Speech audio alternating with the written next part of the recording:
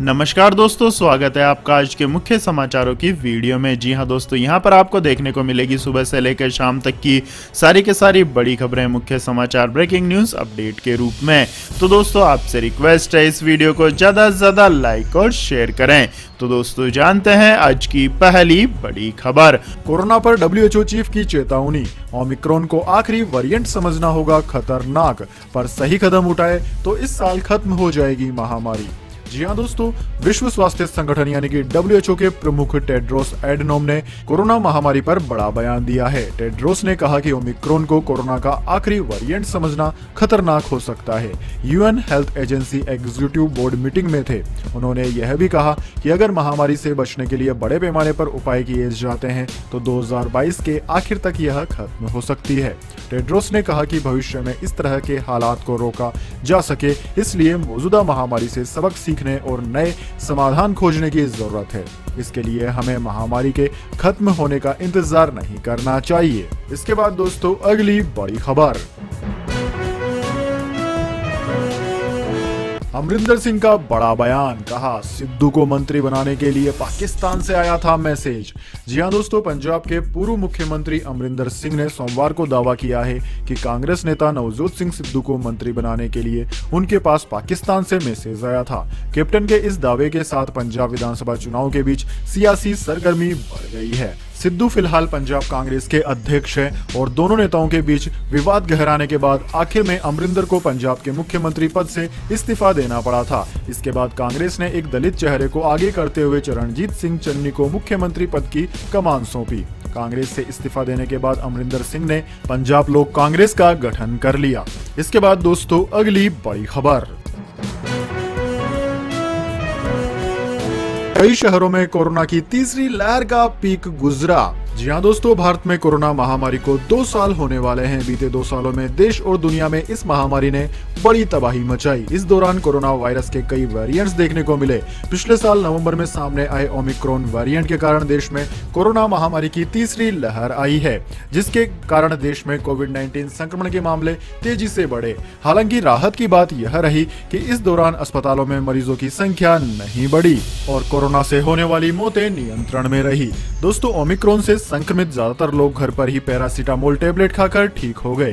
Health experts का कहना है कि कोरोना के मामलों में गिरावट के संकेतों से यह पता चलता है कि देश के बड़े शहरों में कोविड-19 की तीसरी लहर का पीक अब निकल चुका है। कोरोना के मामलों में गिरावट के बाद महाराष्ट्र सरकार ने इस सप्ताह से प्राइमरी स्कूल को फिर से खोलने का फैसला लिया। वहीं कर्नाटक में वीकेंड कर्फ्यू हटा दिया गया। इसके अलावा दिल्ली सरकार ने भी वीकेंड कर्फ्यू और ऑड इवन से जुड़े नियमों को भी हटा लिया है। हालांकि ओमिक्रॉन वेरिएंट के कारण देश में आई कोरोना की तीसरी लहर उतनी घातक नहीं रही जितनी की पहली और दूसरी लहर में नुकसान हुआ था। विशेषज्ञों का मानना है कि यह सब कोरोना वैक्सीनेशन के कारण ही संभव हुआ है। इसके बाद दोस्तों अगली बड़ी खबर, यूक्रेन और रूस में जंग के आसार, नाटो देशों में अमेरिकी सैनिक फाइटर जेट और वारशिप तैनात करेंगे बाइडेन। यूक्रेन एम्बेसी से लोगों को यूएस लौटने का दिया आदेश। जी हाँ दोस्तों, यूक्रेन मुद्दे पर अमेरिका और रूस के बीच टकराव जंग की शक्ल इख्तियार करता जा रहा है। सोमवार को इस मामले में कुछ अहम अपडेट्स हुए। न्यूयॉर्क टाइम्स की एक रिपोर्ट के मुताबिक अमेरिकी राष्ट्रपति जो बाइडेन जल्द ही उत्तरी यूरोप और बाल्टिक देशों में अपने सहयोगियों की सुरक्षा के लिए बड़े फैसले करने जा रहे हैं। यहाँ हजारों अमेरिकी सैनिक अब किसी भी वक्त कूच कर सकते हैं। फाइटर जेट्स और वारशिप भी तैनात किए जाएंगे। इसके अलावा अमेरिका ने यूक्रेन में मौजूद अपनी एम्बेसी के अधिकारियों से कहा है कि वो अपनी फैमिली मेंबर्स को फौरन अमेरिका वापस भेज दें। दोस्तों, रिपोर्ट्स के मुताबिक बाइडेन यह समझ चुके हैं कि रूस किसी भी वक्त यूक्रेन पर हमला कर सकता है। इससे पूरे उत्तरी यूरोप और बाल्टिक देशों को खतरा पैदा हो जाएगा। इनमें से ज्यादातर अमेरिका के सहयोगी हैं। लिहाजा बाइडेन हजारों अमेरिकी सैनिकों के अलावा फाइटर जेट्स और वारशिप इन देशों में तैनात करने का आदेश किसी भी वक्त जारी कर सकते हैं। इसके बाद दोस्तों अगली बड़ी खबर, SBI, PNB और बैंक ऑफ बड़ौदा में 1 फरवरी से बदलने वाला है यह बड़ा नियम। जान लेंगे तो फायदे में रह सकते हैं। जी हाँ दोस्तों, स्टेट बैंक ऑफ इंडिया यानी कि SBI, Punjab national bank, bank of Baroda के ग्राहकों के लिए एक जरूरी खबर है। दरअसल दोस्तों, इन सभी बैंकों से जुड़ी जरूरी नियमों में बदलाव होने जा रहा है। ताजा जानकारी के मुताबिक 1 फरवरी 2022 से बैंक खाता धारकों के लिए नए नियम लागू हो जाएंगे। दोस्तों, 1 फरवरी से बैंक ऑफ बड़ौदा ने चेक क्लियरेंस नियम से जुड़े नियम में बदलाव कर दिया है। बैंक द्वारा दी गई जानकारी के मुताबिक 1 फरवरी से चेक पेमेंट के लिए ग्राहकों को पॉजिटिव पे सिस्टम फॉलो करना होगा। इसका मतलब है कि अब ग्राहकों को अपना चेक इशू करने के बाद उस चेक से संबंधित जानकारी बैंक को भेजनी होगी। यदि आपने चेक जारी किया है और आपने बैंक को जानकारी नहीं दी है तो आपका चेक वापस कर दिया जाएगा। इसके अलावा दोस्तों, पंजाब नेशनल बैंक ने भी एक नया नियम बदला है। इसके अनुसार 1 फरवरी से यदि आपकी किसी किस्त या निवेश का डेबिट फेल हो जाता है तो इसकी वजह से आपके अकाउंट में पैसा न होना है तो ये आपको भारी पड़ेगा। इसके लिए आपको 250 रुपए का शुल्क अब देना होगा। पहले यह चार्ज मात्र 100 रुपए था। इसके अलावा दोस्तों, SBI ने 1 फरवरी 2022 से IMPS ट्रांजैक्शंस में एक नया सेलेब जोड़ा है जो 2 लाख से 5 लाख रुपए का है। अगले महीने से 2 लाख रुपए से 5 लाख रुपए के बीच बैंक ब्रांच से IMPS के माध्यम से पैसा भेजने का शुल्क 20 रुपए प्लस GST लगेगा। इसके बाद दोस्तों, अगली बड़ी खबर, ICC अवार्ड्स में पाकिस्तानी खिलाड़ियों का दबदबा। वनडे और T20 में बाबर आजम और रिजवान को खिताब। Player of the year Shaheen रहे। जी हाँ दोस्तों, हर साल सर्वश्रेष्ठ प्रदर्शन करने वाले खिलाड़ियों को ICC सालाना पुरस्कारों के जरिए सम्मानित करता है। सोमवार को भी ICC ने 2021 के बेस्ट खिलाड़ियों के नामों का ऐलान किया। इस अवार्ड में पाकिस्तानी खिलाड़ियों का दबदबा रहा। वहीं भारत की लाज स्मृति मंदाना ने बचाई। मंदाना को ICC ने women cricketer of the year बनाया। पाकिस्तान के कप्तान Babar Azam ICC one day cricket of the year, तो वहीं पाकिस्तान के ही तेज गेंदबाज शाहीन शाह अफरीदी को men's cricket of the year चुना गया। T20 cricketer of the year पहले ही मोहम्मद रिजवान बन चुके हैं। दोस्तों, शाहीन अफरीदी सबसे कम उम्र के प्लेयर ऑफ द ईयर हैं। उन्होंने 21 साल की उम्र में यह सम्मान हासिल किया। शाहीन ने साल 2021 में 36 इंटरनेशनल मुकाबले खेले और 22.20 की जबरदस्त औसत के साथ 78 विकेट लिए। 51 रन देकर 6 विकेट उनका सर्वश्रेष्ठ प्रदर्शन रहा। इसके बाद दोस्तों, अगली बड़ी खबर,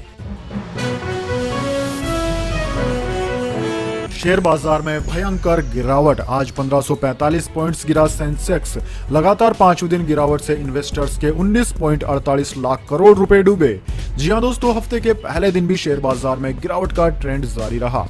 बॉम्बे स्टॉक एक्सचेंज यानी कि BSE का सेंसेक्स 1545 पॉइंट गिरकर 57,491 और नेशनल स्टॉक एक्सचेंज का निफ्टी 468 अंक टूटकर 17,149 पर बंद हुआ। इस वजह से निवेशकों के 9.56 लाख करोड़ रुपए डूब गए। दोस्तों, शुक्रवार को मार्केट कैप 270 लाख करोड़ रुपए था, जो आज 260.44 लाख करोड़ रुपए रहा। पिछले सोमवार को मार्केट कैप 280 लाख करोड़ रुपए था, तब से इसमें 19.48 लाख करोड़ रुपए की कमी आ गई है। नायका, जोमेटो, पॉलिसी बाजार और पेटीएम जैसी कंपनियों के स्टॉक जमकर पिटे। शेयर बाजार में गिरावट का यह ट्रेंड पिछले 5 दिनों से जारी है। बाजार में 1545 अंकों की गिरावट 5 दिन में सबसे ज्यादा है। पिछले मंगलवार को इसमें 554, बुधवार को 656, गुरुवार को 634 और शुक्रवार को 427 अंक की गिरावट आई थी। इसके बाद दोस्तों, अगली बड़ी खबर, दिल्ली में ड्राई डे की नई तारीखों का ऐलान। जानिए कब बंद रहेंगी अब शराब की दुकानें। जी हां दोस्तों, दिल्ली सरकार ने शराब के शौकीन लोगों को बड़ी सौगात दी है। नई आबकारी नीति के तहत दिल्ली सरकार ने फैसला लिया है कि अब से शराब की दुकानें साल में सिर्फ 3 दिन ही बंद रहेंगी। दिल्ली सरकार के एक्साइज कमिश्नर ने इस नए फैसले के बारे में जानकारी दी। दोस्तों, आपकी जानकारी के लिए बता दें, अभी तक की व्यवस्था में दिल्ली में शराब की दुकानें साल में 21 दिन बंद हुआ करती थी। इन दिनों को ड्राई डे भी कहा जाता था। नई आबकारी नीति के तहत दिल्ली में ड्राई डे घटाकर सिर्फ 3 कर दिए गए हैं। एक्साइज कमिश्नर द्वारा जारी आदेश में कहा गया है कि दिल्ली में अब सिर्फ 26 जनवरी, 15 अगस्त और 2 अक्टूबर को ही शराब की दुकानें बंद रहेंगी। इस आदेश में यह भी कहा गया है कि जरूरत पड़ने पर दिल्ली सरकार अन्य किसी दिन को भी ड्राई डे घोषित कर सकती है। दोस्तों, इससे पहले कुल 21 दिन ड्राई डे हुआ करते थे। इनमें 14 जनवरी, 26 जनवरी, 30 जनवरी, 16 फरवरी, 19 फरवरी, 26 फरवरी, 1 मार्च, 18 मार्च, 14 अप्रैल, 15 अप्रैल, 1 मई, 3 मई, 10 जुलाई, 15 अगस्त, 19 अगस्त, 31 अगस्त, 9 सितंबर, 2 अक्टूबर, 5 अक्टूबर, 24 अक्टूबर, 8 नवंबर और 25 दिसंबर शामिल हैं। इसके बाद दोस्तों अगली बड़ी खबर। ऑस्ट्रेलिया के प्रधानमंत्री का वीचेट अकाउंट हुआ हैक, सांसदों ने चीनी सरकार पर लगाए गंभीर आरोप। जी हां दोस्तों, ऑस्ट्रेलिया के प्रधानमंत्री स्कॉट मॉरिसन का चीनी सोशल मीडिया ऐप वीचेट पर बना अकाउंट हैक हो गया है। देश के शीर्ष सांसदों ने सोमवार को चीनी नेताओं पर सोशल मीडिया पर राजनीतिक हस्तक्षेप करने का आरोप लगाया। उन्होंने कहा कि प्रधानमंत्री के अकाउंट पर अब उनका कंट्रोल नहीं है।